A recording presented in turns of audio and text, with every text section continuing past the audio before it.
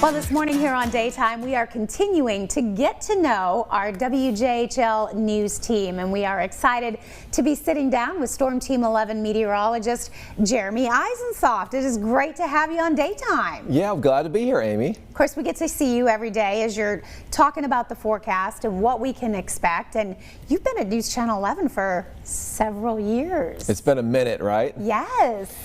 You know, it's I always think about how long I've been here, and I think about my youngest. She was 2 months old when I moved here. 2 months old. She's now in 8th grade. And you've got 3 children. I've got 3 kids. And one, let's talk about ages. Okay. Well, my oldest is 20 years old, and she is now going into her 3rd year at ETSU. Wow. Makes me feel pretty old. I've got a son. He's in 10th grade at Science Hill. Okay.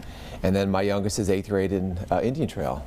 And you and I worked together, of course, doing early mornings way back when. Which you loved. You loved the early mornings, didn't you? That 2:15 wake-up call, Jeremy, it just, you know, it never really gets normal. But you have been doing it for so long, and I feel like you have made it kind of part of your life, your routine. Yeah, I'm the first one to go to bed now. I've got a teenager, house full of teenagers, Amy. So I get to go to bed before they do. That's got to be hard. It is, but it's also, I'm glad I can be part of their life, you know, when they're off from school. Mm-hmm. It's this schedule, you know, you always are trying to fight for sleep. Yes. But I really appreciate the time that I have at home with the kids.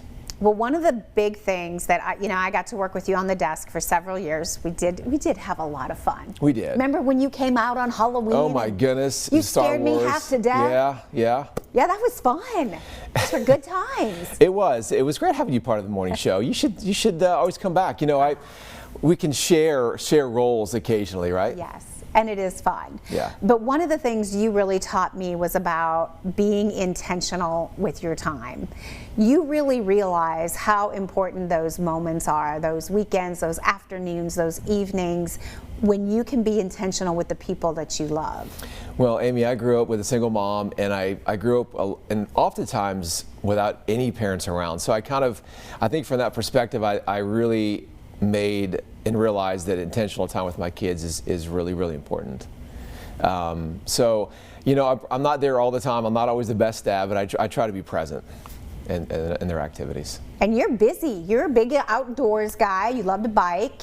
Yeah, I coach for a local high school team, and for it's called NICA. Mm-hmm. That includes middle school and high school mountain bikers, and so that's fun. We meet at Wing Deer Park a couple times a week. So that's fun, but yeah, I try to stay involved with their lives, and you know, as they grow older, it's almost more of a challenge to stay involved with their life. Yeah, they grow quickly, don't they? They do, too fast. I can remember seeing, like, on a snow day, which is your busy day. Yeah. But you know, sometimes the kids would be here, or one or two. That's right. It's like bring to work your kids' day, but yeah, I mean, we've both been in that situation many times. Yes. Sometimes you just have to, right? That's right. But let's talk weather. What is it about? I mean, is that something? I know you've been doing it a long time. You've obviously seen a lot of changes in the weather world. Is that something that has always been part of you? Have you always known that this is what you wanted to do? You know, it's funny you asked that, because as a child, I grew up watching the Weather Channel back in the 80s. Like the old format. But you know, it's always fascinated me. You know, you walk outside and just the clouds and how, you know, the weather changes. It's always been really fascinating. And so for me, as I get older and older, it's more about the communication of the impact, I think, is what motivates me the most. You know, it's just beyond the meteorology of it all. It's how does it impact people, and it's communicating the messages, to me, is important. And of course, your role has changed. We all know how important digital has become. And I feel like in the weather department especially, that sense of urgency, when you need to reach those viewers, you now have so many different ways to do that, that it's not like in the olden days where it was like, I mean, we can do a little crawl, but we don't have a newscast for 6 hours. Well, and you know, and I think that's the challenge, the communication, because we have to constantly communicate that message across, you know, digital, and we're still, of course, doing broadcasting.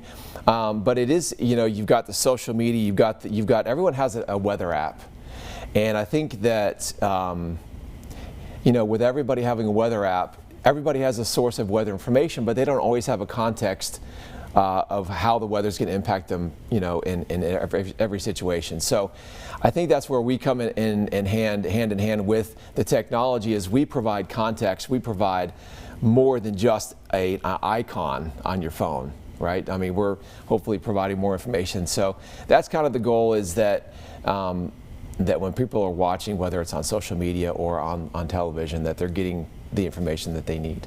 And they can get that from you very early in the morning. You got your own show. 4:30, digital show. You know, it is funny. It's, you know, since I've been here for 13 years, things have so changed, and they're going to continue to change. And, you know, people's habits change, right? And so we want to be there for where people are. So people don't necessarily, you know, turn the television on every morning like they used to.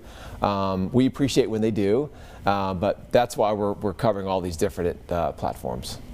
Still love it? I do. There's some days where, especially on Mondays, they're still tough coming off the weekends.